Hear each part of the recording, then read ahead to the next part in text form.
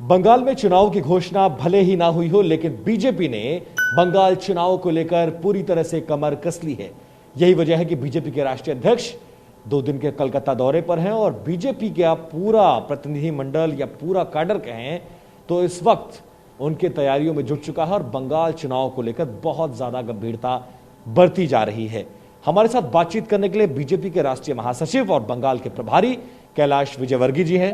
कैलाश जी, आपने पूरा बंगाल नाप दिया है मुझे लगता है, और अनेक बार आपने बंगाल के चप्पे चप्पे की खाक छान ली है। इस खाक को छानने के बाद कैलाश जी का अनुभव क्या कहता है? देखिए, मुझे लगता है कि सारे देश में बंगाल एक अलग प्रकार का प्रदेश है। यहाँ शिक्षा है, संस्कृति है, संस्कार है और श्रेष्ठीजन है, कला यहाँ की बहुत अच्छी है। पर पिछले दिनों जिस तरीके से सरकारें चली है तो संस्कृति में भी विकृति आई है, कला के क्षेत्र में भी कलाकारों को जो अवसर मिलना चाहिए था वो नहीं मिला है और कुल मिलाकर बंगाल अपनी पहचान खोता जा रहा है, क्योंकि यहाँ घुसपैठियों का प्रभाव बढ़ता जा रहा है। और पिछले 20-25 वर्षों में जिस तरीके से पश्चिम बंगाल में राजनीति चली वोट बैंक की, वोट बैंक हमारा बन जाए उसकी चिंता की राजनीतिक दलों ने सरकार चलाते चलाते, चाहे वो सीपीएम की सरकार हो चाहे टीएमसी की सरकार हो। और उसके कारण बंगाल के कम से कम 8 जिले ऐसे जिसकी डेमोग्राफी एकदम चेंज हो गई है। यदि आप वहाँ जाकर देखेंगे तो कुछ गांव तो ऐसे हो गए जैसे आपको लगेगा ही नहीं कि आप हिंदुस्तान में, ऐसा लगेगा आप पाकिस्तान में आ गए। तो राजनीतिक दलों ने सिर्फ अपने स्वार्थ की चिंता की, प्रदेश की चिंता नहीं की। और इसलिए यह प्रदेश जो हर क्षेत्र में इस देश के अन्य प्रदेशों से आगे था। जैसे अगर धार्मिक की बात करें तो रामकृष्ण परमहंस, स्वामी विवेकानंद, चैतन्य महाप्रभु, अनुकूल ठाकुर, इन लोगों ने अपने अपने समय पे जिस तरीके से यहाँ पर धार्मिक माहौल बनाया है तो ज़बरदस्त। कला के क्षेत्र में यदि आप देखेंगे तो रविन्द्रनाथ टैगोर से लेकर और अभी तक, चाहे मुंबई के बॉलीवुड की बात करें तो बड़े बड़े बंगाल के कलाकारों का, उत्पल दत्त, हेमंत कुमार, एक बड़ी श्रृंखला है बंगाल के कलाकारों की, बंगाल के एक्टर्स की, बंगाल के संगीतकारों की, बंगाल के सिंगर्स की। पर अब हम देख रहे हैं कि वो सब चीज़ें समाप्त होती जा रही है और बंगाल अपनी पहचान खो रहा है। लेकिन बंगाल चुनाव की चर्चा बहुत तेज है, आप लोग तैयारियों में सबसे आगे निकलते जा रहे हैं। और जब मैं बंगाल आने के बाद लोगों से बात करता हूं तो मुझे एक चीज पता चली, यहाँ की गढ़ बनाना और गढ़ का लुटना दोनों बंगाल वासी देखने की आदत पड़ गई है। पहले कांग्रेस का ये गढ़ था, फिर ये लेफ्ट का हुआ, लेफ्ट से टीएमसी ने छीना और अब टीएमसी की गढ़ में आपने सेंध लगा दी है। हाँ, निश्चित रूप से हमने पूरे बंगाल में घूमकर ये पाया कि टीएमसी की सरकार जिस तरीके से काम कर रही है उसमें जनता का शोषण हो रहा है, भ्रष्टाचार बहुत ज़बरदस्त है, सिंडिकेट राज है, हिंसा की राजनीति है और सबसे ज़्यादा यहाँ पर कोल माफिया, यहाँ पर सैंड माफिया, यहाँ पर गोल्ड माफिया, यहाँ पर गाय की तस्करी, यहाँ से सबसे ज़्यादा फेक करेंसी देश के अंदर आती है। तो कुल मिलाकर बंगाल में जिस तरीके की राजनीति चल रही है तो देश के अंदर कहीं ना कहीं एक आंतरिक सुरक्षा को भी बंगाल के कारण खतरा है। मुख्य शब्द कहे हैं, पहला सीएए जो एक बड़ा मुद्दा है, दूसरा आपने कहा कि घुसपैठिए, और तीसरा हिंदू शरणार्थियों की बात आप करते हैं।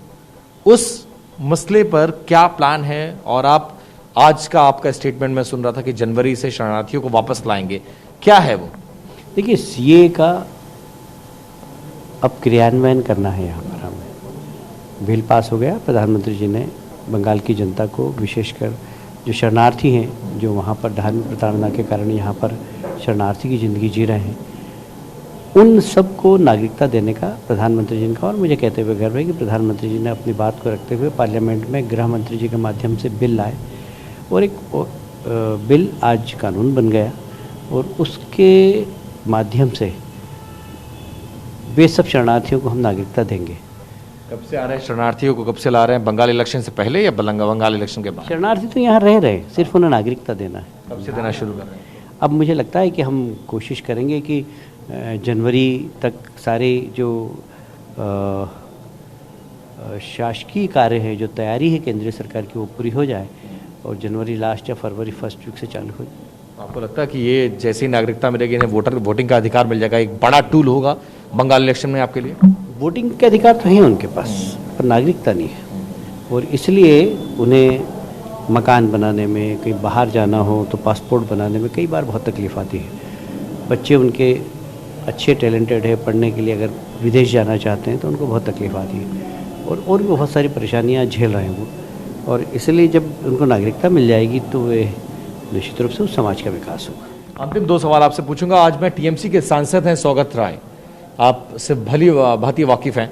आज मैं जब उनसे सवाल कर रहा था तो उन्होंने कहा कि बंगाल में जो बीजेपी के 18 सांसद हैं वो निकम्मे हैं, जनता ने निकम्मे सांसदों को चुना क्योंकि उनके पास अनुभव नहीं है। उनके इस बात का क्या जवाब देंगे? देखिए, जब पहली बार सौगत राय जी भी सांसद बने होंगे तो उन्हें भी अनुभव नहीं होगा। तो पहली बार कोई भी सांसद बनता है, विधायक बनता है या पत्रकार ही बनता है, तो अनुभव लेके ही बड़ा बनता है। तो आप उनको एकदम निकम्मे कहें, ये तो बहुत अच्छी बात नहीं है, क्योंकि आप भी उस दौर से गुजरे हैं। आप आज वरिष्ठ सांसद हो गए, तो आपको ये अधिकार किसने दे दिया कि नए आने वाले नौजवानों को आप निकम्मा कहें? मैं समझता हूँ कि मैं उनकी इस प्रवृत्ति की निंदा करता हूँ, और बल्कि स्वागत करना चाहिए। और यदि वो कहीं पर कुछ हैं तो आप अनुभवी हो तो आप उन्हें सिखाएं। ये हम सबका दायित्व है कि जनप्रतिनिधि हमारे प्रदेश के लिए अच्छा काम करें। यदि आप किसी भी पार्टी की विचारधारा के हों, पर आप यदि उन्हें मार्गदर्शन देंगे तो अच्छा लगेगा। मैं खुद विधायक था, मेरे पास कांग्रेस के नए विधायक आते थे, सीखने के लिए मैं उन्हें सिखाता था, भाषण लिख के देता था कि दो हमारे खिलाफ भाषण। तो ये पार्लियामेंट के अंदर एक अच्छी परंपरा होना चाहिए कि अपने कलीग्स को भी मार्गदर्शन देना और एक उच्च कोटि की चर्चा हो सदन के अंदर। उसमें विपक्ष के सांसद भी कई बार सत्ताधारी दल को, सत्ताधारी दल के लोग विपक्ष के लोगों को मार्गदर्शन देते। अंतिम सवाल मुझे ये बता दीजिए कि टीएमसी ये कह रही है कि हमने 10 सालों में बंगाल की तस्वीर को बदल दिया है, विकास इस राज्य में बह रहा है और उसी एजेंडे के साथ हम चुनाव लड़ेंगे। क्या आपको वो विकास नजर आता है और कैसे उस विकास की काट करेंगे? देखिए, विकास तो हुआ है कुछ लोगों का जो माफियागिरी करते हैं, उनका विकास हुआ है। आम आदमी तो ठगा सा महसूस कर रहा है अपने आप को, और इसलिए विकास कुछ लोगों का जरूर हुआ है। जो भाइकों के आसपास के लोग हैं, उनके साथ के लोग हैं, कुछ भ्रष्ट अधिकारियों का विकास हो गया, कुछ भ्रष्ट राजनेताओं का विकास हो गया, कुछ भ्रष्ट व्यापारी जो इस सत्ता से जुड़े हुए उन लोगों का विकास हो गया, पर आम जनता तो यहाँ पर ठगी सी महसूस कर रही है। बहुत शुक्रिया सर बात करने के लिए। कैलाश विजयवर्गीय बीजेपी के नेशनल सेक्रेटरी और बंगाल की पूरी कमान संभाले हुए, और इन्हें उम्मीद है कि जिस तरह से चुनाव परिणाम लोकसभा चुनाव में आए, कुछ इसी तरह के परिणाम विधानसभा चुनाव में आएंगे और इसके लिए पूरी तैयारी बीजेपी कर रही है। कैमरा पर्सन मुनीश के साथ विपिन चौबे, TV9 भारतवर्ष, कोलकाता। फिक्र आपकी, सोमवार से शुक्रवार रात 9 बजे सिर्फ TV9 भारतवर्ष पर।